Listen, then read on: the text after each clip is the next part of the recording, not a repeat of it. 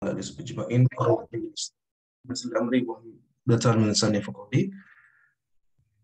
Selamat pagi rekan-rekan semua. Alhamdulillah kita bisa berdiskusi bersilaturahim hari ini terkait kegiatan sharing subuh Ramadan. Insya Allah hari ini pembahasan yang akan diangkat adalah surat Al-Fath ayat 1. Pembahasan pagi ini saya ambil dari lecture Ustadz Noman Alikan yang berjudul What is Victory?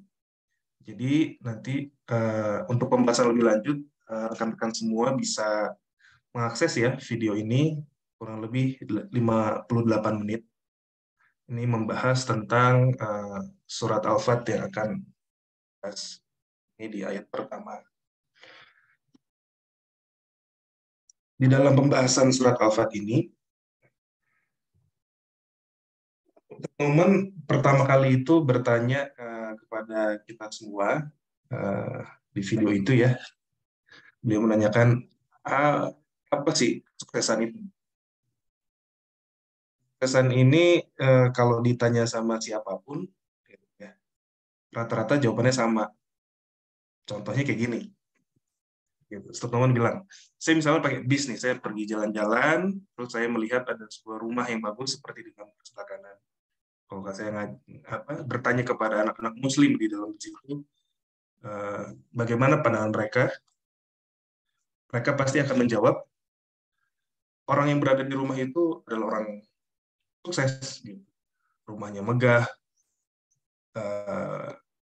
carportnya besar, gitu, mungkin mobilnya juga banyak, tingkat, 3 tingkat, di belakang rumah, banyak tanaman, itu pasti orang sukses. Dan sebaliknya, ketika ditanya di gambar yang sebelah kiri gitu ya, kita melihat ada homeless man, orang-orang homeless gitu, tinggal di jalan, di tenda-tenda. Menurutmu bagaimana orang? Ya orang itu orang yang gagal dalam hidup. Gitu. Jadi orang yang tinggal di rumah mewah adalah orang sukses, yang tinggal di jalanan adalah orang gagal. Dan persepsi seperti ini persepsi yang umum gitu. Anak Muslim ditanya seperti ini, kemungkinan jawabannya kan seperti itu.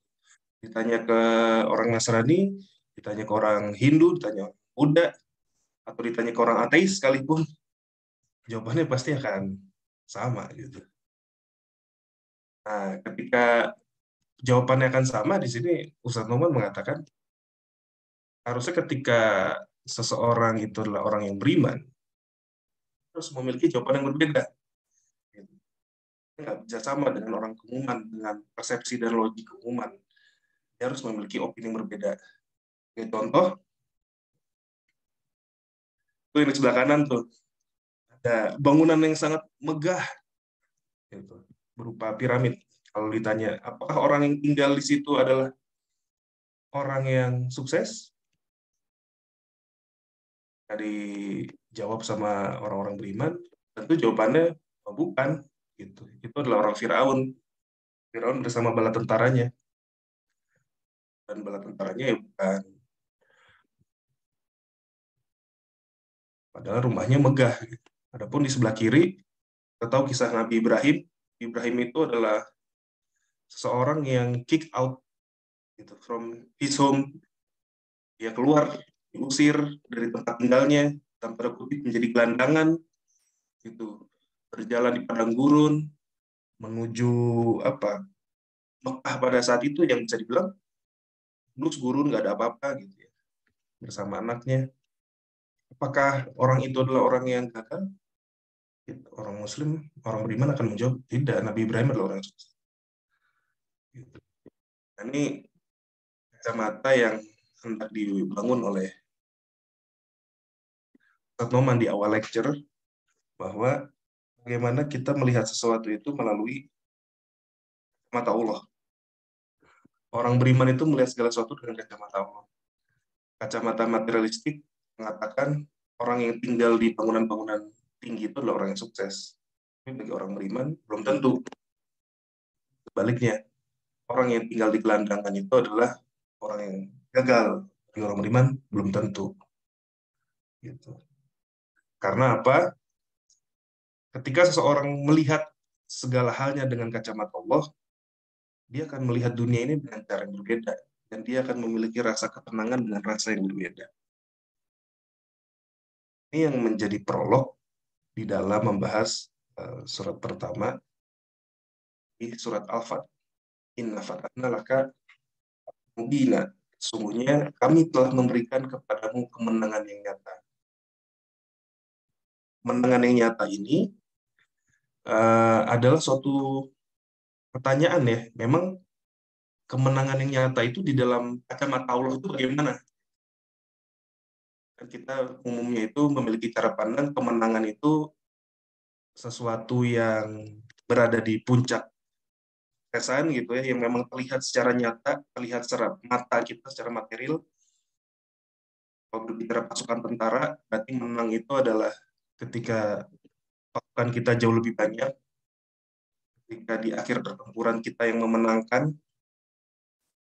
Kalau misalnya tadi gitu ya, punya karir, berarti kemenangan itu adalah ketika berada di puncak karir, punya rumah yang bagus. Kemenangan itu seperti apa sih di dalam kacamata Allah yang ingin diajarkan kepada orang? Nah, sebenarnya untuk pembahasan surat Al-Fat ayat 1 ini, di lecture tersebut itu banyaknya akhirnya membahas tentang kronologis ya, bagaimana turunnya surat Al-Fat ini. Kejadiannya seperti apa, sehingga akhirnya kurang lebih mirip seperti kisah Sirah. Nah, mungkin ini sudah banyak juga yang mengetahui Sirah daripada Muhammad. Kurang lebih saya akan seperti apa ya, mengangkat kembali. Kita tahu ini adalah apa ya, peta Saudi Arabia. Pada masa itu kita bisa melihat bagaimana posisi Madinah dan posisi Mekah ya. Muhammad bersama orang-orang beriman itu tinggal di Mekah, yang mana pada saat itu pun Rasul melalui masa-masa sulit gitu ya. Ada di boykot, ada dijauhi gitu. Akhirnya Allah memerintahkan Rasul untuk mencari daerah basis gitu ya. Daerah basis di mana Rasul dan orang beriman itu dapat menjalankan keislaman dengan lebih merdeka. Dicarilah beberapa daerah-daerah potensi. Rasul memerintahkan para sahabat untuk pergi ke tempat seperti ke Taif. Ketika ke Taif, itu Rasul sendiri yang pergi ke Taif. Sampai sana, akhirnya Rasul dihinakan gitu ya, ditimpuk batu. Adapun mencari ke tempat lain, ke daerah Yaman gitu ya, dan juga belum diterima, sehingga akhirnya dilihat tempat yang potensi itu adalah Yastrib, yang mana Yastrib ini kelak akan menjadi Madinah.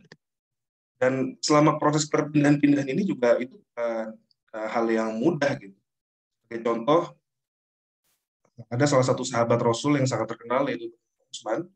Utsman bin Affan itu adalah seorang anak muda yang dibilang pada masanya itu sangat sukses di dalam bisnis gitu. Tapi ketika Utsman bin Affan mengikuti Rasul Muhammad, orang-orang Mekah itu banyak yang nggak suka gitu, dan itu membuat bisnisnya pun jadi terancam. Tapi Utsman bin Affan di tengah situasi yang sulit itu tetap memilih bersama Rasul. Akhirnya Utsman bin Affan dinikahkan oleh Rasul dengan anaknya yang bernama Ruqayyah. Gitu. Pernikahan awal Utsman dan Ruqayyah ini juga dibilang bukan pernikahan yang luar biasa, karena mereka berada di dalam tekanan Mekah pada saat itu dan harus berpindah-pindah tempat gitu. Salah satunya terus pindah ke daerah Yaman gitu dalam rangka dakwah ke sana. Dan bisa kita lihat dalam tanda kutip keluar negerinya Utsman itu bukan dalam rangka studi S2 di luar negeri gitu ya, dapat beasiswa atau holiday trip gitu ya bersama istri, yang mana itu nanti foto-fotonya akan sangat Instagramable. Bukan suasana yang seperti itu. Utsman itu bersama Ruqayyah di awal pernikahannya itu harus berpindah-pindah di situasi tekanan yang kita bilang sebagai seorang manusia pada umumnya, ngapain sih Utsman sampai serepot itu gitu, harus pindah-pindah padahal dia memiliki kehidupan yang sudah enak sebelumnya sebagai seorang pengusaha muda. Kenapa dia mau meninggalkan bisnisnya di Mekah dan mau berpindah-pindah, dan udah pindah ke tempat yang satu harus pindah lagi ke Yasrib, mengawali sesuatu dari nol lagi. Ini menjadi gambaran bahwa umat Muslim di zaman Rasul pada saat itu mengalami situasi-situasi yang bisa dibilang tidak mudah melalui perpindahan dari Mekah dan ke Madinah. Sampai akhirnya Alhamdulillah Allah berikan Yasrib itu menjadi kota yang kondusif, bisa dijadikan sebagai tempatnya orang beriman tinggal. Bagaimana kita tahu Madinah ini kan penggalan kata ya, dari din gitu ya. Ini maknanya kepada suatu tempat, din itu berarti kepada agama Allah. Ini penegasan, jadi tempat tegaknya agama Allah. Madinah sama seperti masjid, itu tempat, masjidnya itu dari kata sajadah, tempat bersujud. Masjid itu adalah tempat bersujud, Madinah itu tempat tegaknya di Allah, dan ini dari Yasrib. Sesampainya di Madinah, bukannya damai-damai, isinya perang terus ternyata. Hampir setiap tahun perang. Dan salah satu perang yang diawalinya itu kurang lebih ya awal-awal Hijriah, jadi baru membangun negeri gitu ya, negeri Madinah 2 tahun Hijriah langsung. Dan ini merupakan list peperangan ya, yang bisa kita lihat bahwa betul hampir setiap tahun 2 Hijriah, 3 Hijriah, 5 Hijriah.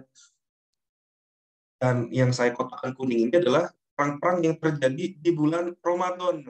Luar biasa, alhamdulillah kita saat ini bulan Ramadan, jadi bisa lebih lebih merasakan dan lebih termaknai bagaimana situasi Ramadan itu saat ini gitu ya, dan direfleksikan dengan kejadian Rasul. Dan kejadian-kejadian yang ada di bulan Ramadan itu adalah perang Badar, perang Khandaq, dan momen Fatu Mekah. Dan ini menarik ya, 3 kejadian ini menjadi momen-momen yang ada di dalam bulan Ramadan, yang mana ketiga kejadian ini adalah momen-momen yang luar biasa, gitu, yang menjadi tonggak-tonggak perpindahan. Dan kita coba akan bahas gitu ya saat ini, yaitu dari 3 kejadian ini, perang Badar, perang Khandaq, dan kemudian Fatu Mekah. Perang Badar. Ini ke kopi 2 kali. Ya, jadi sebagaimana kita tahu ini di sebelah kiri ada peta gitu ya, Madinah, Badar. Jadi Badar itu daerah yang dekat dengan pinggiran ke arah laut ya, daripada Saudi Arabia, Arab Saudi saat ini, pada saat itu Jazirah Arab berarti. Pada saat itu Rasul bersama sahabat itu berniat untuk mencegat kafilah Quraisy yang berasal dari Syam mau ke Mekah, karena memang pasca Rasul Muhammad dan para sahabat hijrah ke Madinah, sampai di sana itu Madinah itu diboikot. Jadi apapun yang berkaitan kepada urusan hidup orang banyak gitu ya, seperti makanan, minuman, itu sangat menipis gitu. Jadi umat Muslim itu sangat kesulitan. Dan memang di tengah-tengah boikot itu perang-perang kecil itu terjadi juga gitu. Sudah diboikot dan juga diperangi. Makanya pada saat itu umat Muslim di Madinah sangat membutuhkan resource untuk hidup. Dan pada saat itu ada kafilah Quraisy yang berasal dari Syam gitu, kafilah dagang ya, membawa perlengkapan karena situasi perang. Nah, itu rencananya perlengkapan itu ingin diambil alih lah oleh orang beriman pada saat itu. Nah, di sisi lain gitu, ternyata orang-orang dari Mekah itu mengetahui kejadian ini dan mereka pun berencana untuk mengirim pasukan gitu untuk menyerang umat Muslim di Badar. Jadi umat Muslim ke Badar itu rencananya ingin mengambil alih kafilah dagang. Yang berangkat itu nggak terlalu banyak, kurang lebih 313 Muslim. Gitu. Dengan peralatan yang seadanya aja. Gitu. Dan panjangnya aja hanya 8. Gitu. Kudanya hanya 2, untanya 70. Jadi nggak banyak-banyak. Sedangkan dari Mekah itu orang-orang Quraisy itu memang berencana untuk perang besar. Mereka mengirim 1.000 pasukan, gitu ya, 300 kuda, 700 unta, gitu, dengan 600 pedang. Jadi ini Mekah datang dengan full power, Madinah dengan biasa-biasa aja. Dan ini terjadi di 17 Ramadan, di bulan Ramadan. Ini momen yang luar biasa, perang besar pertama umat Muslim ketika berada di Madinah.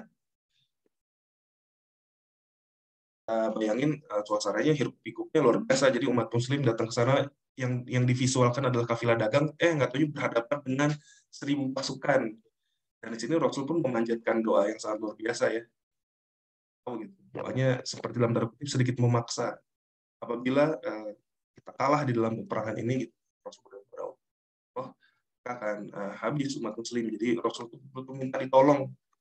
Nah ini jadi gambaran pertama gitu ya, bahwa kemenangan pertama umat Muslim gitu, Quraisy itu terjadi ketika situasinya umat Muslim itu kalah pasukan secara jumlah 300 melawan 1000. Strategi perang manapun ini nggak masuk akal. Tapi di dalam peperangan ini akhirnya Rasul bersama para sahabat menerima ya bahwa menghadapi 1000 pasukan karena sudah saling bertemu. Mau gimana lagi, kita serahkan kepada Allah, kita berdoa kepada Allah, dan dia udah langsung. Dan luar biasanya perang Badar ini hanya berlangsung selama kurang lebih 2-3 jam. Jadi selama 2-3 jam itu umat Muslim itu berhasil memukul mundur kaum Quraisy. Dan uniknya di pandangan umat Muslim, perang Badar ini kan mengerikan karena orang-orang Quraisy itu datang dengan 1000 pasukan. Tapi ada kisah di balik itu. Jadi Abu Jahal itu di Mekah itu mengumpulkan kabilah-kabilah untuk ayo kita bertempur habisi Muhammad dan orang Muslim di Madinah. Mereka mengumpulkan sebuah kabilah, sebuah bani-bani gitu ya. Dan kita tahu ada salah satu sahabat Rasul yang pada saat itu menjadi budak di Mekah yang bernama Bilal. Bilal ini adalah salah satu sahabat Rasul yang pada saat menjadi budak itu majikannya itu namanya Umayyah bin Khalaf. Nah, Umayyah ini salah satu petinggi Bani gitu di Mekah.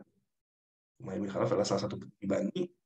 Dan ketika Abu Jahal mengajak kepada setiap Bani untuk ikut gitu ya menyerang Muslim di Madinah, Abu Jahal pun mengajak Umayyah gitu, Umayyah bin Khalaf untuk ikut. Tapi ternyata Umayyah bin Khalaf ini nggak mau ikut perang pada saat itu karena dia keingetan gitu. Dulu Bilal itu ketika dia timpa pakai batu, Bilal itu nggak menyerah. Bilal itu malah ahad gitu, malah melawan balik gitu. Sehingga akhirnya kejadian itu cukup memberikan trauma sebenarnya bagi Umayyah. Saya bingung ini Bilal si batu aja ahad gitu. Karena kalau diajak perang gitu, jadi Umayyah ini kena mental dengan mental Bilal pada saat itu. Dan sebagaimana paradigma umumnya siapa sih yang mau berperang gitu? Umayyah bin Khalaf kan seorang pengusaha punya aset, jadi dia mikir ngapain sih ikut perang gitu? Saya ngurusin bisnis aja lah di Mekah. Jadi dia nggak mau ikut perang sebenarnya. Sampai akhirnya Abu Jahal melihat Umayyah begitu gitu, diajak ketemuan di Ka'bah dan dikasih ini ada bermacam pendapat ya, ada yang mengatakan dikasih parfum, ada yang mengatakan dikasih pakaian wanita gitu. Jadi maksudnya itu adalah ayo ikut berperang, kalau kamu nggak mau kamu jadi wanita aja lah di rumah gitu, nyindir Abu Jahal. Dan Umayyah bin Khalaf ini orang yang punya harga diri yang lumayan lah gitu, jadi disindir seperti itu dia langsung naik hitam, saya harus berangkat. Umayyah bin Khalaf itu awalnya bilang ke istrinya, ini Abu Jahal ngajak kita berperang kepada umat Muslim, saya nggak mau perang lah, saya nggak mau berangkat. Tahu setelah ada kejadian di Ka'bah tadi, Umayyah bin Khalaf pulang gitu, bilang ke istrinya, aku akan berangkat gitu. Istrinya kaget, loh kamu kok jadi pengen berangkat, ngapain berangkat, nanti kamu terbunuh gitu. Wah ini harga diri dong gitu. Masa mau-mau aja bani kita dilemahkan begini sama Abu Jahal. Tenang aja, aku nggak akan benar-benar sampai ke Badar. Jadi gitu, aku akan berangkat sampai pinggiran kota Mekah gitu. Nanti kalau udah agak jauh dari Mekah, nanti aku balik lagi. Jadi biar kelihatan aja berangkat. Jadi Umayyah bin Khalaf sudah merencanakan gitu, bahwa rencananya itu akan keluar sebentar terus balik lagi. Oh, ya udah nggak apa-apa gitu. Hati-hati. Wah gitu mungkin ya pada masa itu ya. Akhirnya berangkatlah ini kaum Quraisy yang 1000 pasukan ini gitu, dipimpin oleh Abu Jahal, pimpinan Mekah pada saat itu bersama dengan pimpinan-pimpinan Bani. Wah, gagah banget ya kalau kita lihat petanya itu di Mekah agak jauh nih ke Badar. Nah, Umayyah bin Khalaf tuh lihat-lihat ngintip-ngintip Abu Jahal tuh, gitu, dia merhatiin nggak ya? Gitu. Karena dia mau kabur kan, rencananya mau balik lagi ke Mekah. Nah, baru aja dia mau kabur, dilihatin sama Abu Jahal. Abu Jahal mungkin merhatiin juga ini mau kemana nih Umayyah nih. Akhirnya dia nggak bisa pergi gitu. Agak jauh lagi dari Mekah, mau kabur lagi nggak bisa karena diperhatiin. Akhirnya sampailah Umayyah bin Khalaf ini berhadapan dengan umat Muslim di Badar. Dan benar saja gitu, ketika melihat umat Muslim, Ternyata ini jauh lebih mengerikan daripada apa yang dia bayangkan. Dulu Umayyah bin Khalaf ini di Mekah itu trauma ngeliat Bilal dikasih batu hat gitu. Ternyata pas ngelihat di Badar semuanya teriak hat 100 orang hat gitu. La ilaha illallah Allahu Akbar, itu bikin lebih ngeri lagi tuh. Gitu. Dulu aja sama Bilal satu orang aja udah serem gitu. Dan ternyata ini banyak kan. Nah, jadi tanpa disangka luar biasanya bagi umat muslim, wah kita akan berhadapan dengan 1.000 gitu. Ini mengerikan gitu. Tapi di luar sana kita nggak tahu bagaimana Allah menggerakkan hati seseorang. Ternyata 1.000 ini juga nggak semuanya siap perang. Takut juga mereka dengan umat muslim pada saat itu karena punya mentalitas yang aneh gitu. Akhirnya jadilah peperangan itu. Nah, di tengah peperangan Bilal itu ketemu sama Umayyah gitu. Wah, ketemu sama Umayyah gitu. Dan akhirnya ya Umayyah lari terbirit-birit dan Umayyah tinggal di kejadian itu di perang Badar. Termasuk Abu Jahal. Abu Jahal pun terkalahkan di Badar. Sehingga akhirnya korban yang tewas gitu dari Badar itu ada 70 orang dari kaum Quraisy dan 70 orang itu tertawan. Sedangkan umat muslim itu 6 orang meninggal kalangan Muhajirin dan 8 orang dari kalangan Ansor. Muhajirin ini berarti yang berasal dari Mekah ya. Ansor ini yang memang tinggal di Madinah, yang terdiri dari kaum ya, kaum Aus. Jadi memang dari jumlah tewasnya juga sangat berbeda. Nah, inilah luar biasa Allah memberikan perang Badar di situasi yang tidak masuk akal secara logika. Secara jumlah tidak masuk akal, secara niat juga berbeda. Yang satu niatnya mau perang, yang sedangkan yang satu lagi tidak ingin berperang, dan ternyata Allah memberikan kemenangan. Nah, selanjutnya yang tidak kalah luar biasa gitu ya. Jadi setelah nih 2 Hijriah gitu ya, menang umat muslim, dan kemudian lanjut ada perang-perang berikutnya, ada perang Sawit, ada perang Uhud nih, perang yang besar juga gitu. Sampai kepada di tahun 5 Hijriah, 3 tahun berarti setelah perang Badar, jadi perang Khandaq. Perang Khandaq ini sebenarnya nama di sana itu dulunya itu disebutnya perang Al-Ahzab, pertempuran Al-Ahzab, dan ini pun Allah gambarkan di surah Al-Ahzab. Surah Al-Ahzab itu adalah surat yang menggambarkan bagaimana situasi Khandaq pada masa itu.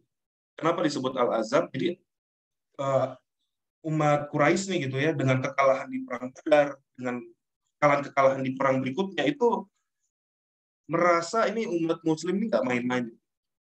Ini umat muslim bisa menjadi kekuatan yang sangat berbahaya. Sehingga akhirnya kaum Quraisy pada saat itu mengajak gitu kabilah-kabilah yang berada di tempat lain gitu ya, di sepenanjung Jazirah Arab, gitu. Ayo kita harus mengalahkan umat muslim sekarang. Mereka mungkin jumlahnya kecil saat ini, tapi kalau kita biarkan, mereka akan menggagalkan atau mengalahkan kalian juga gitu. Jadi orang-orang Quraisy di Mekah gitu membangun framing, membangun propaganda kepada Jazirah Arab bahwa umat muslim di Madinah adalah ancaman. Bahwa umat muslim di Madinah adalah serius threat di masa depan. Kalau kita tidak hancurkan, mereka akan menghancurkan kita. Akhirnya mereka membangun federasi. Gitu. Jadi Azab ini adalah persekutuan, kumpulan daripada pimpinan-pimpinan Jazirah Arab. Jadi nggak cuma bertempur melawan Mekah ini berarti. Skalanya lebih besar lagi. Peperangannya terjadi di bulan Syawal. Ini menarik. Jadi pertempurannya di bulan Syawal, tapi tadi saya di awal bilangnya di bulan Ramadan. Ya, memang pertempurannya di bulan Syawal, tapi gali paritnya di bulan Ramadan. Nah, jadi memang umat Muslim ketika berhadapan di Badar, itu berhadapan dengan orang Quraisy sejumlah 1.000 orang. Sedangkan di Al-Azab, pasukannya itu adalah 10.000, gitu. 10 kali lipat. Ya. Luar biasa. Jadi sekutu-sekutu Arab lain, gitu, dari bani-bani lain. Dan pengepungannya ini dilakukan di pinggiran kota Madinah. Nah, mengetahui kejadian ini gitu ya, bahwa akan ada 10.000 pasukan yang menyerang Madinah gitu, atau ya, jumlahnya mungkin belum pasti ya, tapi pada saat itu sebelum terjadi peperangan sudah ada kabar yang sampai kepada umat muslim bahwa kita akan diserang oleh sekutu-sekutu Mekah. Itu Rasul memberi pandangan bahwa ya kita harus menyerang balik gitu. Menariknya ada salah satu sahabat yang bernama Salman Al-Farisi. Salman itu kemudian mengkonfirmasi Rasul.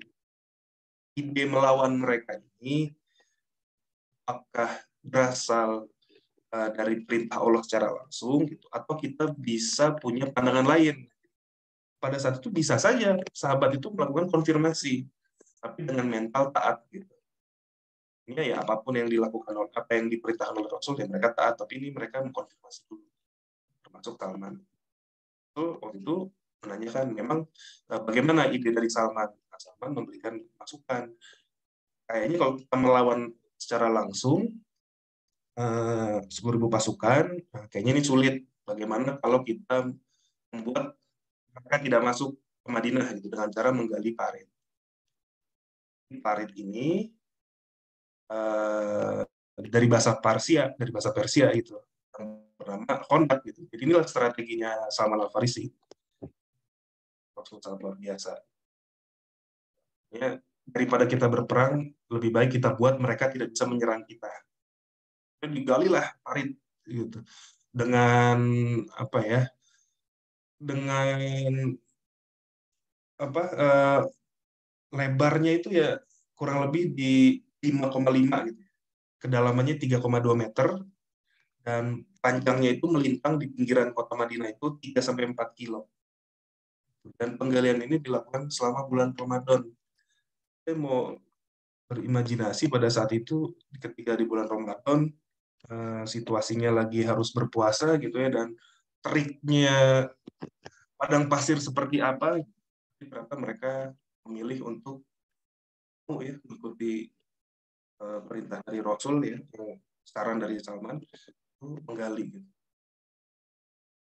Di momen penggalian ini apa ya, saya sekarang ngebayangin, wah luar biasa para sahabat dulu itu di bulan Ramadan itu mereka bukannya apa ya sekedar dalam tanda kutip aktivitas ibadah ritual saja, tapi ibadahnya itu adalah ibadah jama'i gitu, ibadah secara bersama-sama, bukan ritual personal saja gitu, tapi secara bersama-sama umat muslim lainnya dan melakukan sesuatu kegiatan-kegiatan yang luar biasa manfaatnya gitu.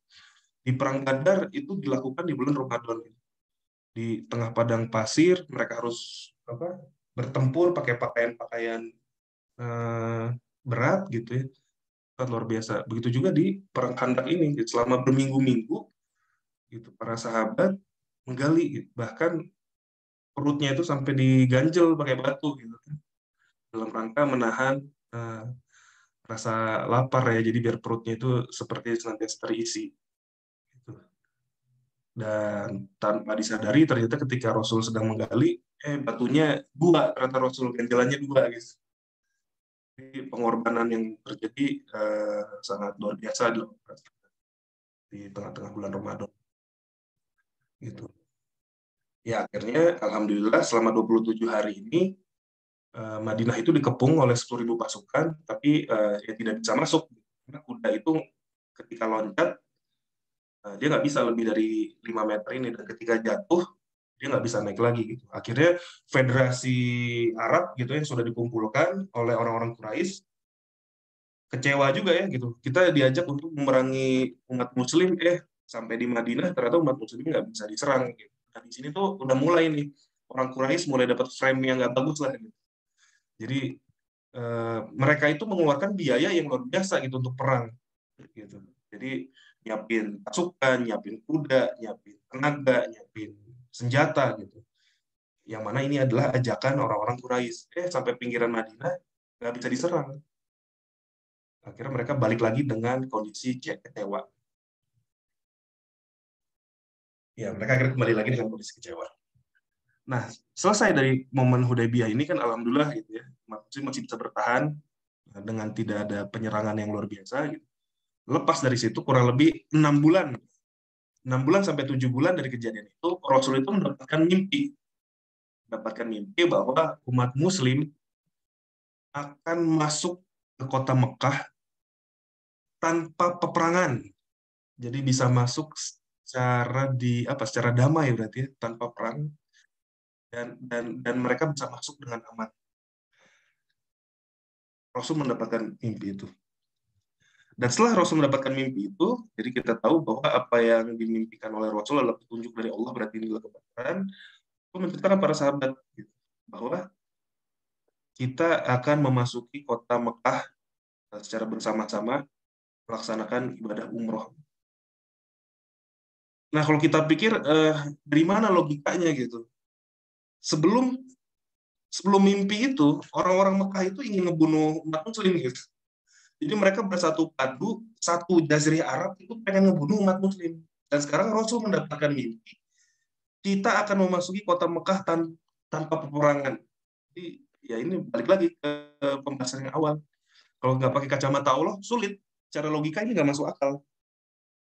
Gitu. Jadi bisa aja kita bilang, wah ini Rasul salah nih kayaknya nih. Wah Rasul nggak bener nih ngasih instruksi nih. Tapi ya luar biasa para sahabat kemudian ikut. Akhirnya para sahabat berjalan gitu ya bersama Rasul dengan pakaian ihram ya, karena untuk melakukan dan seperti kita tahu umroh pada saat itu berarti umroh yang dilakukan dengan cara apa? Berjalan kaki. Kita saat ini kalau mau umroh pakai pesawat enak, mungkin berapa perjalanan? Berapa jam? 8 jam, 9 jam, 10 jam. Itu kalau mereka para sahabat umroh itu berarti berapa? Bisa jadi seminggu, bisa jadi 2 minggu gitu. Karena jalan kaki. Dan ketika kita ingin umroh, pikiran kita kan, kalau kita ingin ibadah menghadap kepada Allah, kita bertemu dengan Ka'bah. Tapi kalau kita bayangkan pada saat itu menjadi sahabat Rasul, gitu, mereka itu berjalan menuju ketidakpastian. Mereka itu menuju tempat yang bernama Mekah, yang mana orang-orang ini itu baru saja ingin membunuh mereka. Tapi karena Rasul memerintahkan mereka untuk pergi, ya mau nggak mau saya harus berangkat. Gitu. Jadi ini pertempuran antara keyakinan dan logika. Secara logika, setiap langkah yang mereka mereka bangun menuju Mekah itu adalah jalan menuju kematian. Gitu. Jadi mental itu ya udah saya siap mati aja. Para sahabat itu setiap langkah menuju Mekah itu adalah langkah menuju kematian. Sampai akhirnya di ya Hudaybiyah itu nama tempat ya. Nah, sampai di Hudaybiyah kirimlah utusan Utsman. Utsman itu menjadi utusan Rasul untuk melihat situasi gitu. Jadi memberitahukanlah gitu. Jadi Utsman itu dikirim ke Mekah untuk ngasih tahu bahwa umat Muslim akan melaksanakan umroh. Gitu. Mental yang luar biasa ya umat Muslim ya. Gitu. Jadi di tengah peperangan ini, gitu, Rasul mengirimkan Utsman. Gitu. Jadi Utsman itu sampai di gerbang Mekah. Kan orang-orang Quraisy juga bingung ini Utsman ngapain datang ke sini gitu. Dan nggak bawa pasukan cuma beberapa orang. Utsman bilang gitu, wahai orang-orang Quraisy gitu ya, kami ingin laksanakan umroh. Gitu.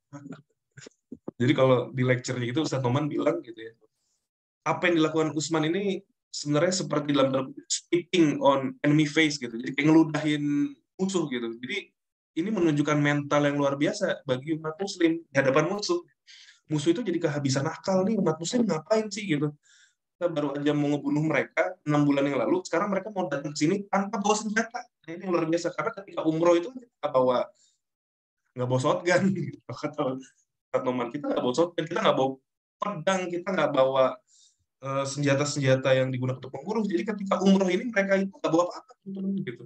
Jadi memang betul-betul perjalanan menuju kematian gitu, kalau secara logika. Dan itu dilakukan secara apa adanya di hadapan orang Quraisy gitu. Dan orang Quraisy pada saat itu tuh sebenarnya posisinya itu bukannya bukannya menganggap orang Muslim bodoh, tapi mereka itu semakin jatuh secara mental. Itu di sisi lain sebenarnya. Jadi sedikit cerita gitu ya. Kenapa orang-orang Quraisy itu ketika mengajak Jazirah Arab itu mereka mau? Karena memang orang Quraisy ini dihormati gitu oleh bani-bani di sekitar Jazirah Arab. Karena mereka itu adalah kaum yang menjaga Ka'bah dan mempersilahkan orang-orang itu untuk ibadah umroh dan ibadah haji gitu. Walaupun umroh dan hajinya versi jahiliyah pada masa itu ya, tapi karena mereka melakukan itu, mereka itu mendapatkan respect gitu. Dan kebiasaan yang terjadi di Mekah adalah setiap orang melakukan umroh, setiap orang melakukan haji itu tuh harus disambut, itu tuh harus diterima. Nah, akan menghancurkan reputasi orang-orang Quraisy apabila umat Muslim pada saat itu datang ingin umroh, malah dibunuh gitu. Jadi ini dilema. gitu. Pada saat itu orang Quraisy itu satu dengan mentalnya umat Muslim gitu, karena berani banget datang tanpa senjata. Yang kedua, apabila orang Quraisy membunuh umat Muslim yang ingin umroh, ini akan menghancurkan reputasi mereka sebagai penjaga Ka'bah. Yang penjaga Ka'bah itu terbiasa untuk melayani orang-orang yang berangkat haji. Jadi galau tuh orang-orang Quraisy, bahkan lebih ketakut. Nah, di sisi lain ketika umat Muslim menunggu di Hudaybiyah, dapat kabar kalau katanya Utsman dibunuh, gitu. Jadi ada berita hoax lah, ternyata Utsman dibunuh. Gitu, dapat kabar Utsman dibunuh.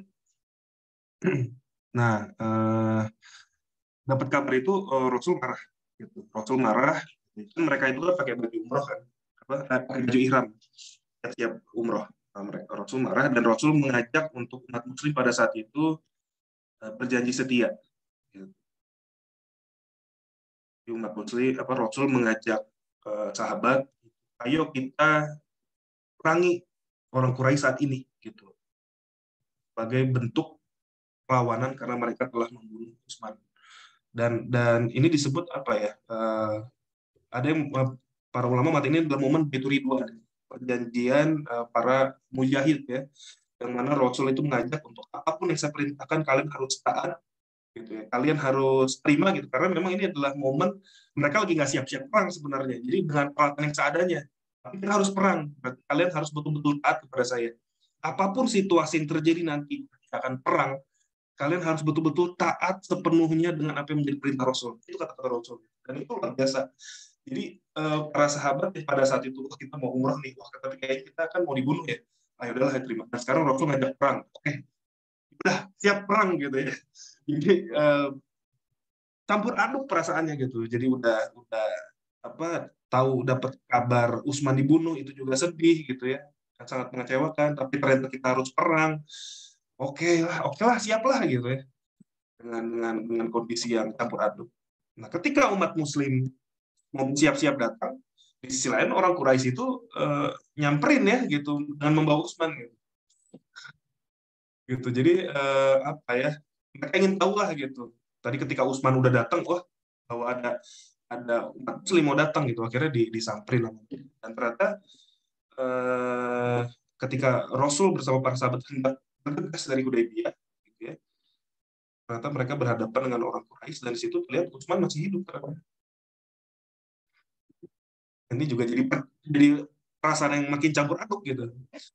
Akhirnya umat Muslim diminta tahan dulu. Akhirnya Rasul berhadapan dengan perwakilan Quraisy dan di situ melakukan perjanjian. Yang mana perjanjian itu kita tahu sebagai perjanjian untuk berhenti gencatan senjata. Jadi perjanjian Hudaybiyah ini adalah perjanjian di antara Rasul Muhammad sebagai pimpinan Muslim gitu dengan pimpinan Quraisy untuk berhenti saling berperang. Dan perjanjian ini kurang lebih lokasinya itu 22 km di Mekah. Sekarang katanya di sana itu ada masjid. Nah, jadi di momen Hudaybiyah ini Rasul akhirnya melakukan kesepakatan gitu ya dengan orang Quraisy, ada peperangan dan tidak ada peperangannya itu selama 10 tahun ke depan. Beres nih perjanjian Hudaybiyah, akhirnya Rasul mengumpulkan para sahabat dan mengajak untuk balik ke Madinah. Wah, ini luar biasa nih kalau kita mau bayangin di situ ya teman-teman. Jadi kalau lecture di Ustadz Noman tuh mengatakan, bayangin kita mau umroh, kita udah ngeluarin biaya, kita udah ngurus visa, kita udah nyiapin perlengkapan, kemudian terbang pesawat kita gitu ya, dan sampai di imigrasi, kemudian kita disuruh pulang. Gitu. Perasaan kita kayak gimana? Dan itu 14 jam perjalanan, atau 8 jam perjalanan misalnya via pesawat ya. Kesel nggak kita? Kita pasti kesel gitu. Begitupun apa yang terjadi pada saat itu oleh para sahabat. Jadi udah berjalan berminggu-minggu gitu ya, untuk persiapan umroh, sampai di sana dapat kabar Utsman meninggal, akhirnya diajak untuk bersiap perang, nggak tahu Utsman masih hidup, dan mendapat kabar Rasul melakukan perjanjian dengan Quraisy nanti berperang selama 10 tahun dan sekarang kita pulang ke Madinah. Wah. Gitu. Dan momen ini luar biasa. pertama kali dalam sejarah perjalanan Rasul Muhammad gitu ya, Rasul memerintahkan sesuatu untuk pulang, dan realitanya pada saat itu tidak ada sahabat pun yang berangkat pulang ke Madinah. Diam mereka di situ. Wah, wah gitu. Jadi bahkan Abu Bakar, bahkan Umar itu diam gitu. Diam gitu ketika Rasul memerintahkan untuk kita kembali ke Madinah. Diam mereka semua. Jadi lecture-nya di Ustaz Ahmad itu mengajak kita untuk berempati pada para sahabat dan mengajak merasakan bahwa rasa kekecewaan itu sangat wajar gitu dirasakan oleh manusia, dan ini pun yang dirasakan oleh para sahabat. Sahabat kecewa dengan kejadian pada saat itu. Kok kita malah pulang? Bukannya ini adalah menunjukkan kelemahan umat muslim gitu. Dalam pandangan Umar, kalau sekarang kita tetap berangkat gitu ya sampai kepada Mekah, kita berperang, mereka pun pasti akan kalah gitu. Jadi karena pada satu jumlah umat muslim sudah lebih banyak daripada saat momen Badar. Jadi Umar tuh yakin, kok bisa-bisanya Rasul mengajak berjanji dengan orang musuh gitu, dengan orang Quraisy, kita tidak berperang selama 10 tahun. Kenapa kita harus menunggu selama itu gitu? Sekarang kita berangkat juga udah selesai mereka.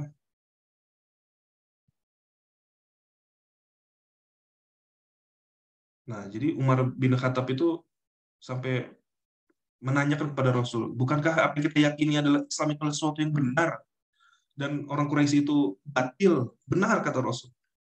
Kalau kita syahid di medan perang, bukankah kita masuk surga dan mereka akan masuk neraka? Rasul pun menjawab benar. Jika demikian, mengapa kita mesti menghinakan agama kita? Kenapa kita harus pulang ke Madinah? Gitu. Padahal Allah belum memberikan keputusan. Dan Rasul menjawab, wahai putraku Al-Khattab, aku adalah utusan Allah dan tidak akan pernah sedikit pun menyia-nyiakan aku. Nah, luar biasanya di sini Umar itu sampai kepada titik dalam tanda kutip seperti meragukan benernya Muhammad ini adalah Rasul gitu. Jadi sampai di titik itu luar biasa, sampai akhirnya Umar itu mengkonfirmasi ke Abu Bakar, menanyakan apa yang Abu Bakar jawab. Dan kemudian Abu Bakar menjawab ya, bahwa ya betul Rasul itu adalah utusan Allah. Yang pada saat itu akhirnya Rasul pulang ke tendanya dengan perasaan sedih, gitu. Bingung, dan Rasul di situ berdoa kepada Allah, dan akhirnya Rasul diperintahkan untuk ya mulai aja dulu gitu. Rasul pergi keluar tendanya, memulai kembali Madinah dengan cara melepaskan pakaian ihram. Gitu. Rasul melepaskan pakaian ihramnya dan mencukur rambut gitu. Dan luar biasanya di momen itu gitu ya, para sahabat dengan rasa kecewa melihat Rasulnya melakukan hal itu, dan mereka pun ikutan akhirnya. Apa ya, hatinya tergerak juga gitu untuk akhirnya udah melepaskan pakaian ihram dan siap-siap berpulang.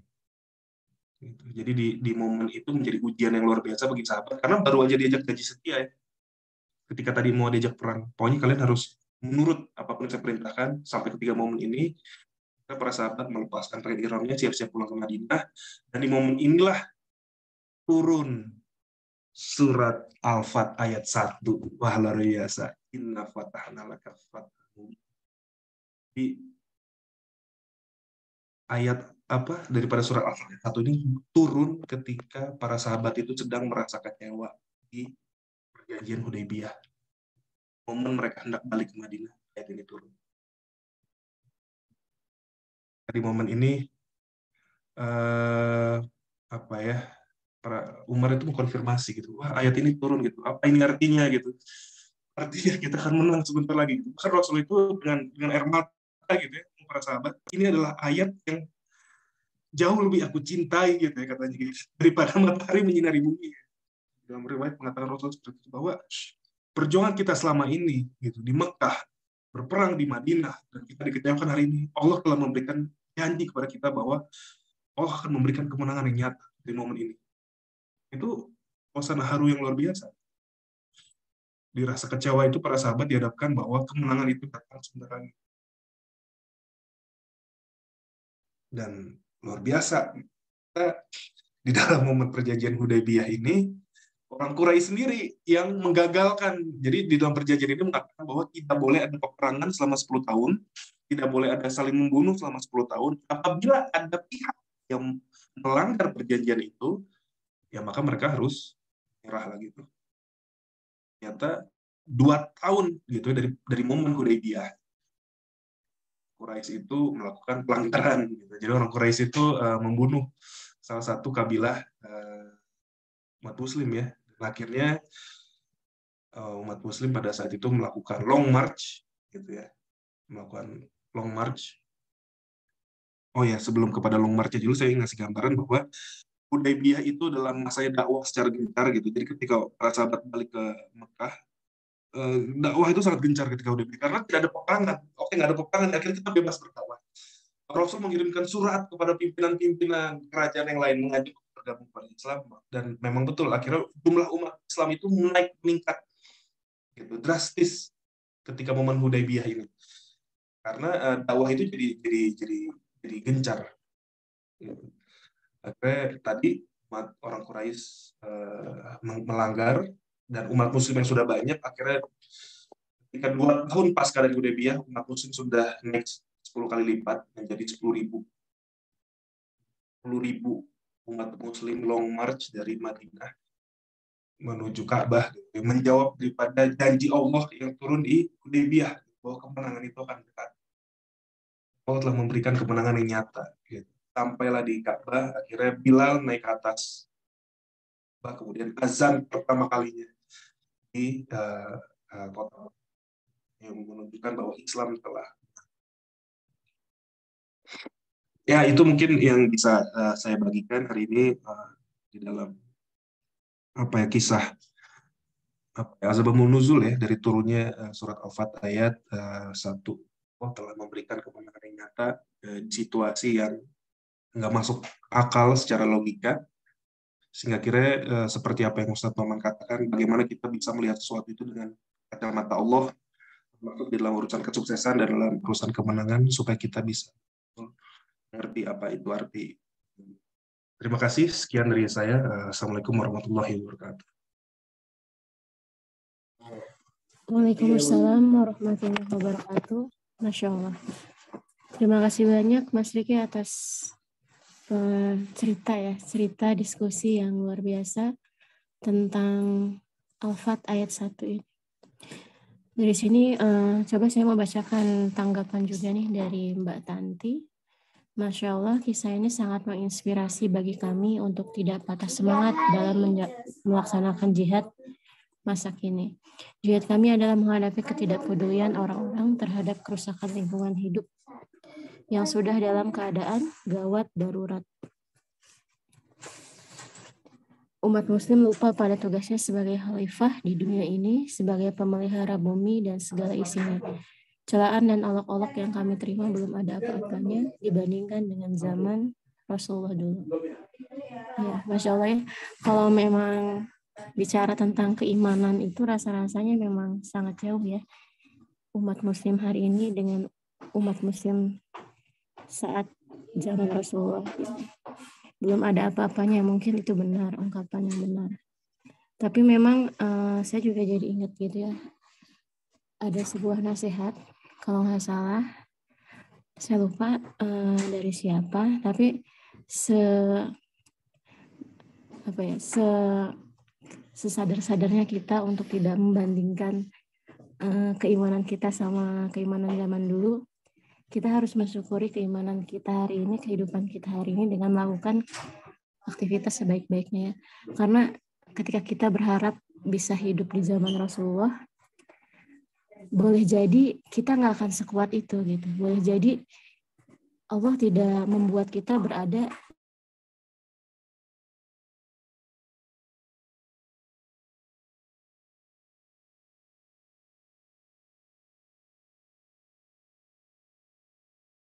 cukup senang dengan sirah nabawiyah, apalagi yang tentang kemenangan ini gitu. Bagaimana di perjanjian Hudaybiyah itu, kalau kita tahu banyak sekali tokoh-tokoh yang pada akhirnya, tokoh besar musyrikin gitu, yang pada akhirnya digerakkan sama Allah gitu ya, hatinya gitu. Dari mulai ada nanti Suhail bin Amr, yang itu awalnya jadi utusan kaum musyrikin saat perjanjian Hudaybiyah gitu, jadi orator melawan orator berhadapan sama Rasulullah gitu ya untuk membuat perjanjian Hudaybiyah. Tapi ketika Fatu Mekah digerakkan hatinya masuk Islam. Ada juga Abu Sufyan udah terlebih dahulu ya masuk Islam. Jadi benar-benar kemenangan yang nyata di sini memang melembutkan hati banyak orang gitu. Tadi kan bisa diceritakan juga banyak sekali yang masuk Islam karena momen ini gitu. Momen Fatu Mekah yang diawali dengan perjanjian Hudaybiyah itu. Baik, teman-teman. Saya cukup ini mendengar cerita hari ini sangat luar biasa.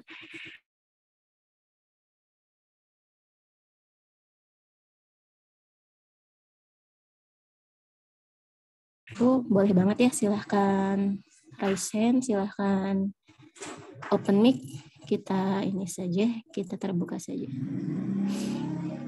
Tapi sebelumnya mungkin saya ingin menyapa di sini. Tadi ada Pak Hanif sudah keluar ya. Oh, ada yang angkat tangan. Maaf. Mbak Ambia Kamil ya. Boleh Mbak, silahkan. Baik, Assalamualaikum warahmatullahi wabarakatuh. Maaf, suara saya terdengar jelas nggak ya? Lagi di luar. Jelas Pak. Jelas. Baik, pertama-tama saya ucapkan juga jazakallahu khairan katsiran kepada Mas Riki atas pemaparan story morning sirah nabawiyahnya ya. Memang beda rasanya, dan kalau seorang arsitek yang memaparkan itu visualisasinya jelas gitu. Tadi juga saya melihat perang Khandaq itu yang selalu saya jadikan inspirasi kepada tim dan juga anak-anak saya ketika Ramadan itu.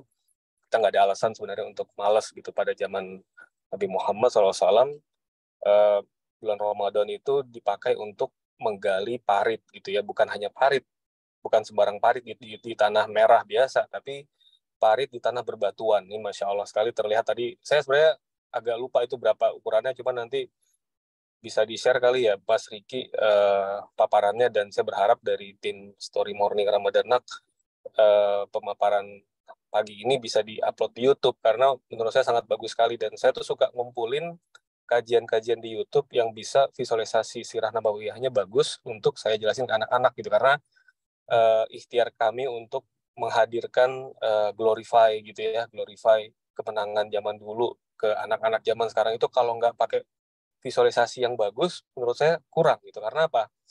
Orang tua sekarang itu berhadapan dengan visualisasi gamer yang sudah tingkatnya itu udah bukan 3D lagi, udah 8D kali sekarang gitu ya, istilah saya gitu, hiperboliknya gitu. Mereka sehari-hari berhadapan dengan animasi Mobile Legend lah, PUBG dan lain-lain, dan ketika kita ngomong, yuk kita ngumpul yuk, kita ngomongin sirah nabawiyah gini, belum apa-apa mereka udah nguap duluan gitu. Itu jadi sangat-sangat miris ya. Ini mungkin di sini semoga ada para orang tua juga yang bisa saling sharing gitu ya.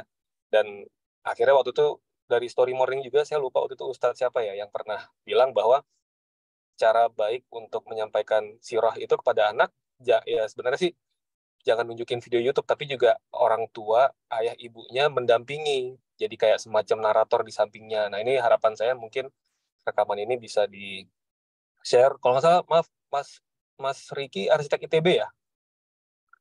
Kalau nggak salah ada. Iya betul Pak. Ini ada temannya juga di sini, kayaknya hadir apa enggak ya? Tadi saya dikasih tahu tuh, oh itu anak ITB tuh, Masya Allah. Ini tabarakallah lah, semoga teman-teman arsitek dan profesi lainnya bisa banyak bergabung lagi di sini. Barangkali itu aja refleksi dari saya, semoga bermanfaat. Jazakallahu khairan katsiran buat Mas Riki dan buat tim NAK. Assalamualaikum warahmatullahi wabarakatuh.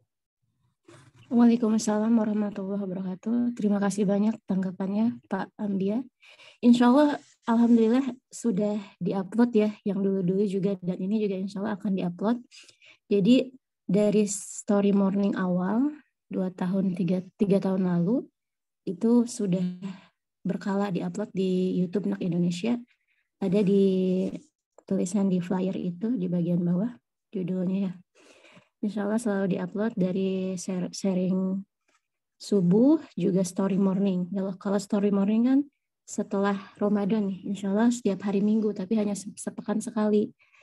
Nah itu selalu diupload hasil diskusinya gitu. Jadi bisa dilihat di YouTube channel NAK Indonesia. Baik, Mungkin langsung saja ke Mas Riki untuk ditanggapi kembali. Silakan, Mas. Ya, terima kasih banyak Pak Bia Kamil tadi terhadap pandangannya. Ya, memang luar biasa sekali kita dihadapkan kepada situasi hari ini, apa ya, khususnya buat anak-anak, ya, tontonan-tontonan yang merefleksikan kepada uh, role model itu uh, kepada tokoh-tokoh fiktif ya. Misalnya kayak apa film-film Marvel gitu. Ya saya sendiri sebenarnya orang yang nonton Avenger juga, saya suka juga. Tapi ketika melihat Siroh, kisah-kisah mereka ini bukan kisah fiktif kayak film Marvel seperti Batman, bukan, ini kisah nyata, memang ada dan sangat luar biasa dan sangat menginspirasi. Memang tantangan kita hari ini bagaimana apa ya, tontonan Siroh itu bisa lebih didapatkan ya, bisa lebih diakses, bisa menjadi inspiratif yang real kepada kita hari ini. Ya. Kita lanjut kepada di chat komen ya. Di chat komen itu dari Mbak Muhti ya. Assalamualaikum, izin bertanya, karakter apa yang harus dimiliki seorang muslim berdasarkan kisah yang telah diuraikan? Dua, adakah ayat yang menjadi referensi untuk mengubah paradigma tentang pemenang, karena selama ini paradigma pemenang adalah yang tampil di depan, yang di podium dan lain-lain. Ya, mungkin saya akan menjawab dulu yang pertama ya, karakter apa yang harus dimiliki seorang. Sebenarnya di dalam satu kajian, ini luar biasa banget ya, di membahas pagi ini tentang kemenangan umat Muslim, Fatu Mekah, dan kemenangan itu muncul dari arah yang tidak disangka-sangka gitu ya, dari perspektif yang berbeda. Tapi gini, sebenarnya luar biasa kejadian kemenangan model seperti ini pun pernah dialami oleh bangsa Indonesia di masa lalu. Gitu. Ketika dulu kita dijajah Belanda, gitu kan, para ulama, para santri berjuang melawan Belanda. Tapi luar biasanya, Belanda itu pergi dari Indonesia ternyata bukan karena dipanah, bukan karena digusur, bukan karena tanknya itu diledakkan. Gitu. Walaupun kejadian itu ada, tapi pada akhirnya Belanda itu bisa pergi dari Indonesia karena adanya Dunia Kedua. Ketika Nazi menyerang Belanda pusat gitu, sehingga akhirnya Belanda yang ada di Hindia Belanda itu ditarik mundur untuk menolong Belanda pusat. Apakah Nazi itu adalah tentara Muslim? Bukan. Apakah Hitler itu adalah seorang imam yang membantu, wah, ulama dan santri di Indonesia sedang melawan Belanda, kita harus membantu mereka, ayo kita serang Belanda? Bukan. Benar-benar nggak ada hubungannya aja.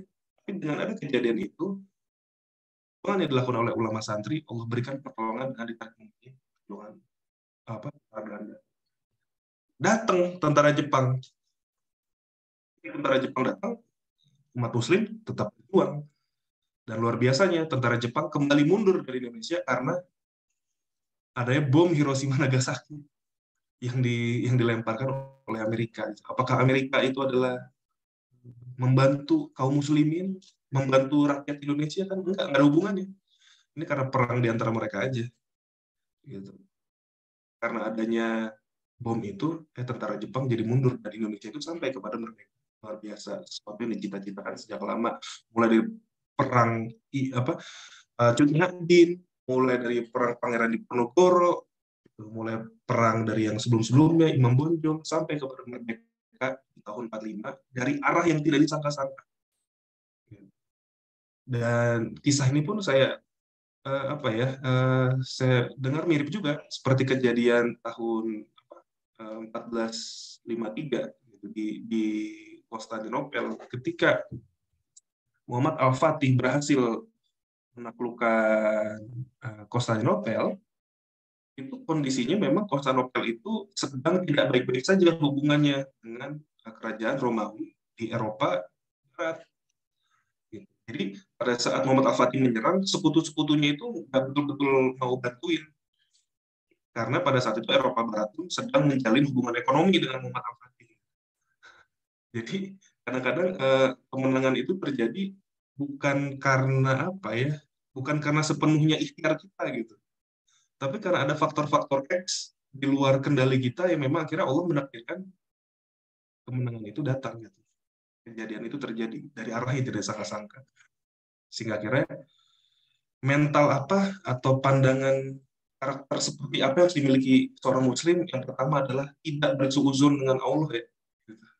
Tidak bersuuzon, tidak suuzon sama Allah. Jadi kayaknya Allah akan mencelakakan saya nih. Wah, kayaknya janji Allah bohong.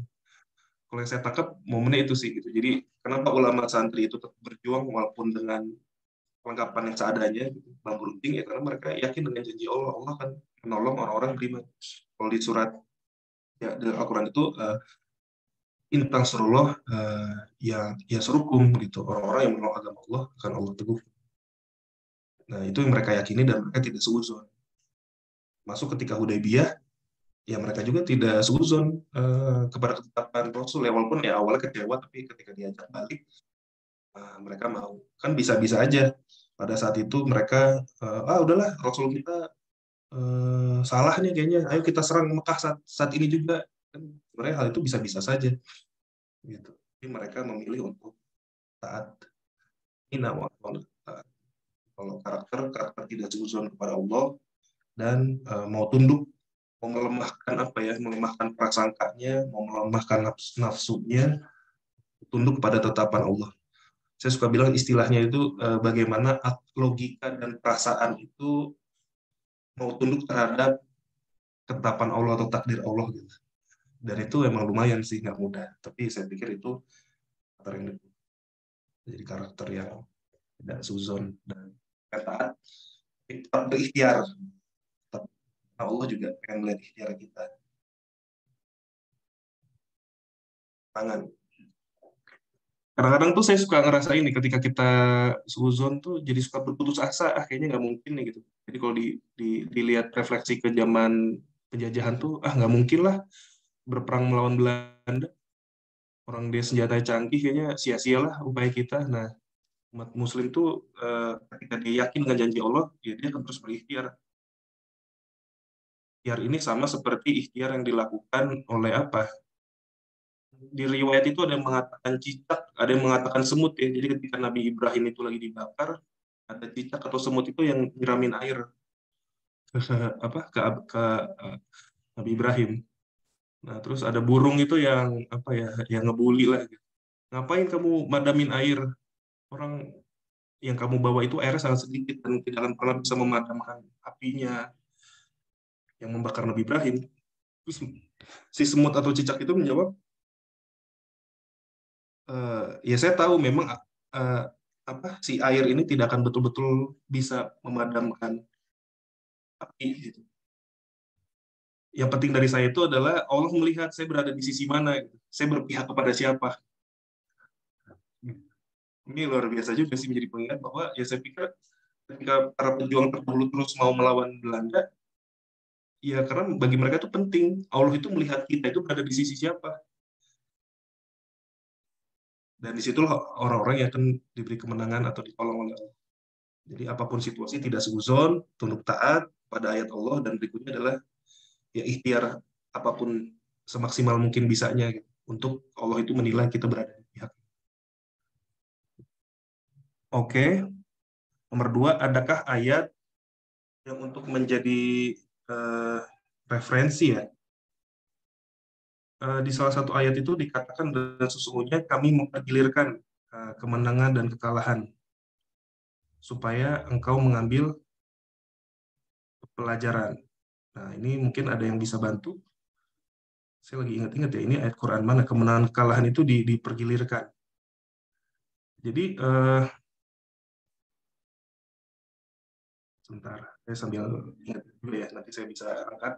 Jadi di ayat itu dikatakan, sesungguhnya Allah itu mempergilirkan kemenangan dan kekalahan, sebagaimana kalian menang di perang Badar, dan mereka mendapatkan luka yang sama, dan sebagaimana di perang Uhud kalian mendapatkan perang yang sama, luka yang sama. Jadi di ayat itu digambarkan memang kemenangan dan kekalahan itu terjadi itu karena Allah pergilirkan saja.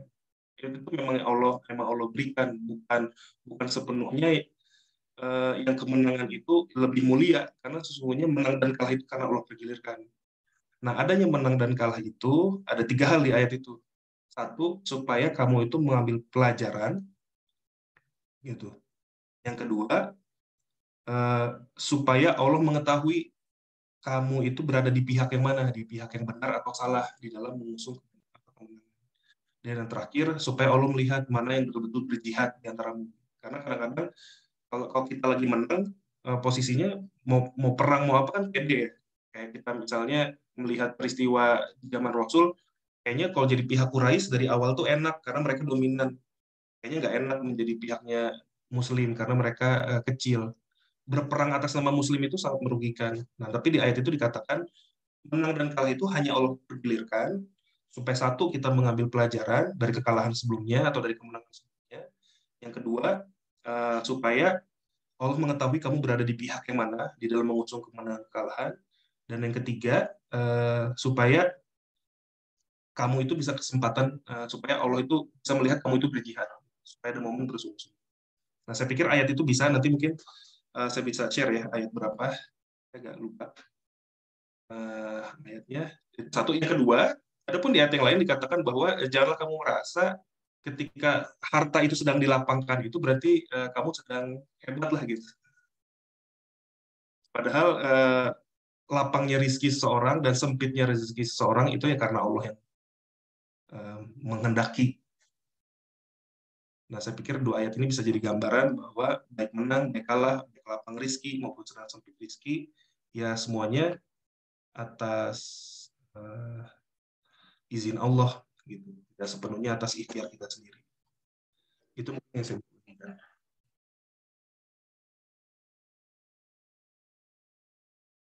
Terima kasih.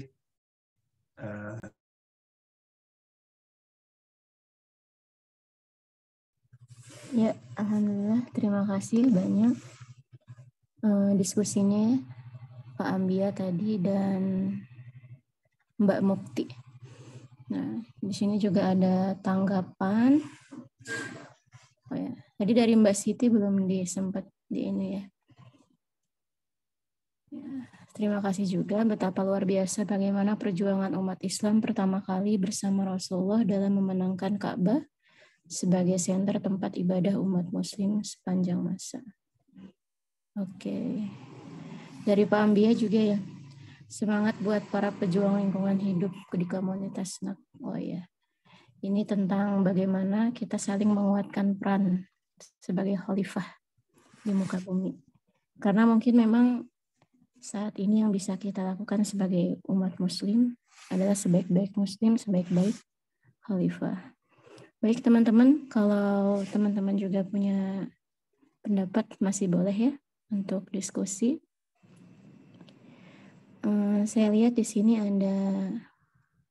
ada Bu Hafni dan Bang Muji, barangkali ingin menambahkan. Bu Hafni, feedback-nya barangkali. Bang Muji, bagaimana Bang Muji? Oke, kita lihat di sini.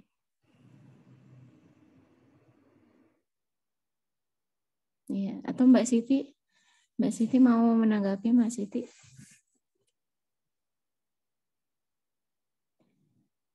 Gimana? Oke. Sip. Nah, teman-teman gimana nih? Mas Riki, ada lagi? Teman-teman. Oke, monggo. Oh ya, Mas Reza boleh langsung open mic saja. Disilahkan. Ya. Jazakallah Bu untuk kesempatan yang diberikan. Assalamualaikum warahmatullahi wabarakatuh.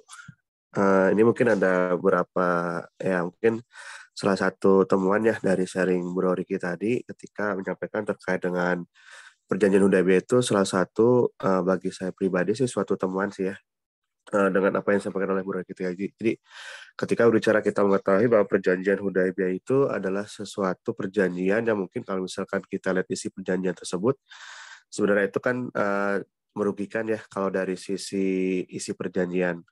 Tapi memang di satu sisi juga yang menariknya itu adalah bagaimana Allah menyatakan bahwa hal ini di surat Al-Fatihah 1, bahwa ini adalah sesungguhnya kemenangan yang nyata. Nah, mungkin kalau misalkan kita coba tarik bagaimana implementasi ketika berbicara kekinian ya.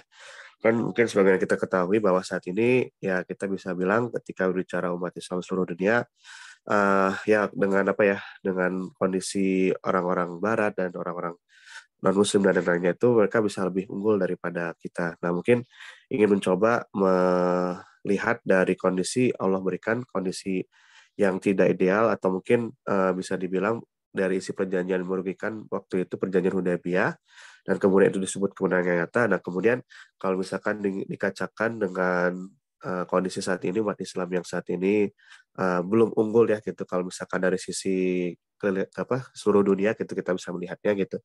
Nah, mungkin berkaca dari tersebut, bagaimana ayat tersebut bisa kita jadikan suatu inspirasi ketika hendak dikacakan untuk merebut atau untuk menggapai kembali kemenangan yang nyata dengan kondisi saat ini. Seperti itu, Bro Riki. Mungkin seperti itu untuk yang bisa saya sampaikan, atau mungkin saya lanjutkan pertanyaan. Jazakallah untuk kesempatan yang diberikan. Ya, terima kasih banyak Mas Reza. Boleh langsung ditanggapi saja, Mas Riki.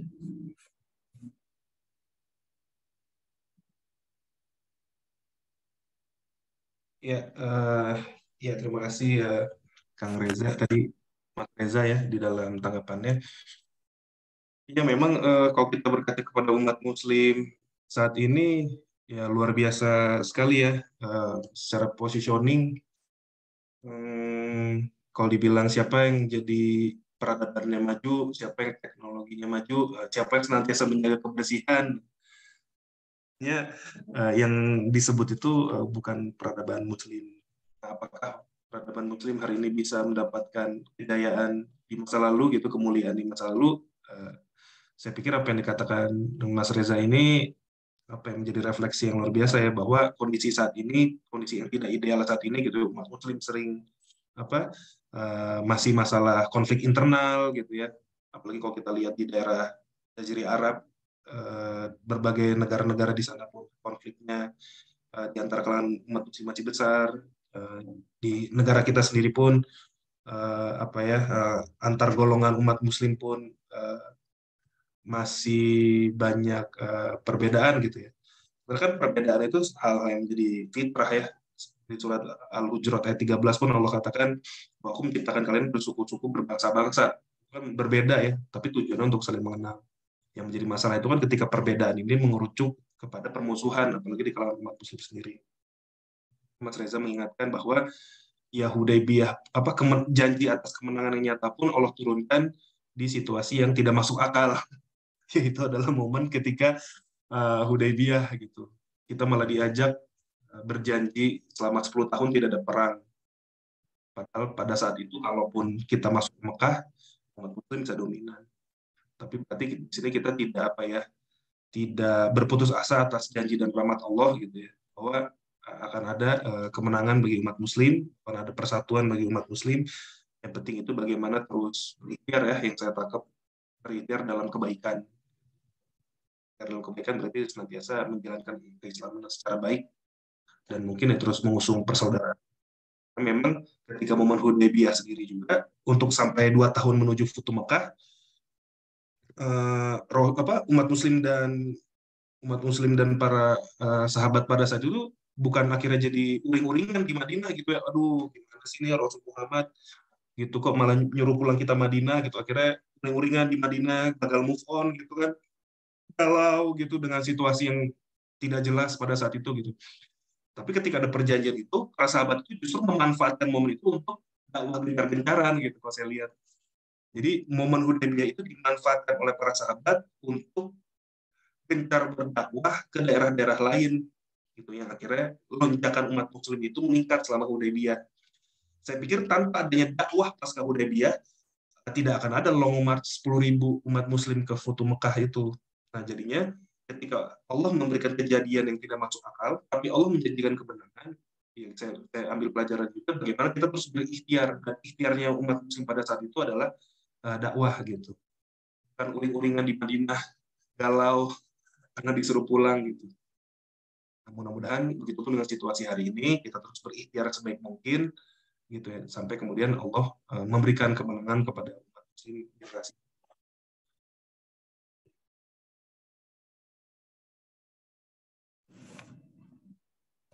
Ya, alhamdulillah. Jazakumullah khairan katsiran buat teman-teman yang sudah ikut diskusi hari ini. Semoga ilmunya bermanfaat, semoga ilmunya bisa disebarluaskan. Masih ada sedikit waktu ya kalau teman-teman mau bertanya kembali. Nah, di sini ada yang minta izin nih, Mas Riki dari MyFunMate. Izin menggunakan foto paritnya dalam buku matematika saya, Masya Allah. Ini akan saya masukkan di buku bangun ruang, katanya. Oh iya, terima kasih banyak. Ya, mangga Pak, boleh. Nanti ini mungkin saya upload juga ya di grup. Dan nanti di YouTube juga ada, jadi bisa di screenshot atau bisa diambil ya. Ini ada di museum, foto ini ada di museum di Mekah ya. Kalau yang ingin melihat miniatur aslinya, itu ada di Mekah. Silakan boleh Pak, alhamdulillah saya senang sekali bisa kepakai. Nah mungkin terakhir tadi saya pengen angkat juga ini ayat ya, yang tadi di kolom chat ada pertanyaan, adakah ayat yang menunjukkan? Nah ini saya sudah nemuin di surat Al-Imran ayat 140 dan di surat Al-Ankabut ayat 62. Di sini jadi gambaran bahwa dan kehancuran itu memang Allah pergilirkan. Kalau saya ambil pelajarannya agar di antara manusia itu satu bisa mengambil pelajaran untuk di masa depan, bagaimana bisa kalah, bagaimana bisa menang, apa kesalahannya itu bisa diambil pelajaran. Yang kedua, supaya Allah membedakan orang beriman dengan yang kafir. Di sini Allah juga melihat mana yang betul-betul berikhtiar. Nah, kayak tadi ketika masa Hudaybiyah, ya orang-orang beriman itu mereka terus berikhtiar gitu dalam rangka dakwah, sehingga Allah bisa melihat, oh betul nih mereka berpihak kemana. Seperti halnya semut ataupun cicak yang memberikan air kepada Nabi Ibrahim. Allah pun melihat, oh semut dan cicak ini berada di pihak mengusung kejayaan ataupun kehancuran. Dan terakhir ya supaya Allah itu menjadikan kita itu bisa menjadi syuhada, bisa gugur, bisa berjihad gitu.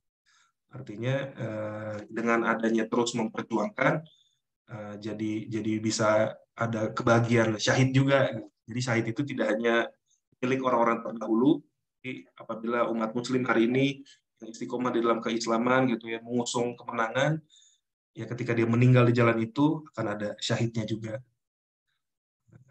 Yang kedua, ya bahwa lapangnya rizki dan sempitnya rizki itu ya tidak lain dan tidak bukan itu karena Allah yang menghendaki.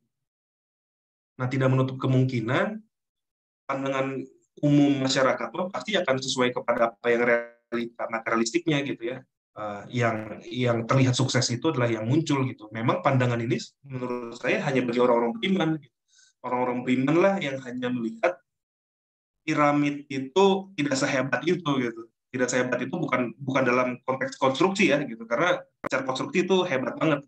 Itu keren banget itu bangunan piramid. Tapi dari segi maknawi gitu bangunan itu ya tidak semegah itu, karena di balik itu ada kekufuran yang nyata gitu yang dilakukan oleh Firaun. Dan ketika melihat gelandangan seperti Nabi Ibrahim, oh ya ternyata dia nggak seburuk itu juga. Jadi saya pikir memang pandangan ini Allah berikan hanya untuk orang beriman. Kacamata ini hanya diberikan oleh orang beriman, karena orang tidak beriman kepada ayat Allah itu hanya akan melihat yang tampak-tampaknya saja. Nah, Ustadz Noman mengajak kita sebagai umat muslim jangan sampai kita itu berhenti melihat itu tampak-tampaknya saja, karena sesungguhnya kita telah Allah berikan kacamata yang membuat kita itu sebagai orang beriman itu berbeda dengan orang yang tidak beriman. Ini tambahan ya dari ayat tadi. Baik, alhamdulillahirabbil alamin. Teman-teman, bagaimana? Semoga ilmunya sekali lagi bermanfaat ya. Kalau memang tidak ada, kita cukupkan kali ya Mas Rik ya. Ya, boleh kita coba. Baik. Oke. Baik teman-teman, alhamdulillah kita sudah berada di ujung kegiatan hari ini ya. Semoga sekali lagi bisa disebarluaskan ilmunya, bisa diajak lagi teman-temannya untuk ikut sharing subuh, dan yang terlewat pun bisa dicek lagi ya di YouTube channel, insya Allah selalu diupload setiap harinya. Oke, kita tutup saja majelis ilmu ini dengan sama-sama beristighfar dan doa penutup majelis. Astagfirullahaladzim. Subhanakallahumma wa bihamdika. La ilaha illa anta. Ya, alhamdulillah, terima kasih. Jazakumullah khairan kasiron. Saya pribadi undur diri. Assalamualaikum warahmatullahi wabarakatuh. Waalaikumsalam warahmatullahi wabarakatuh. Jazakumullah khairan katsiran. Amin. Assalamualaikum.